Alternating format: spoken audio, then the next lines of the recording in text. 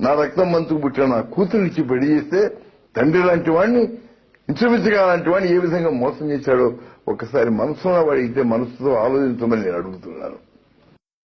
వాళ్ళలో మానవత్వం ఏమైనా ఉంటుందేమో అని పరీక్షించాను నేను. మానవులం కాదు మేము, పశువులం. నమ్మిన వాళ్ళకు ద్రోహం చేస్తాం, నమ్మిన వాళ్ళ గొంతు తీస్తామని చెప్పి ఈనాడు నిరూపించుకున్న ఘాతకుడు వాడు. చరిత్ర మరువదు, ఎప్పుడూ జరిగింది.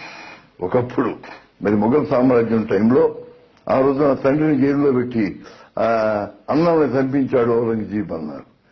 ఈనాడు అదే విధంగా చంద్రబాబు నాయుడు ఏ విధంగా తన తండ్రి లాంటి ఎన్టీ రామారావుకి ద్రోహం చేశాడు కేవలం పదవి కోసం.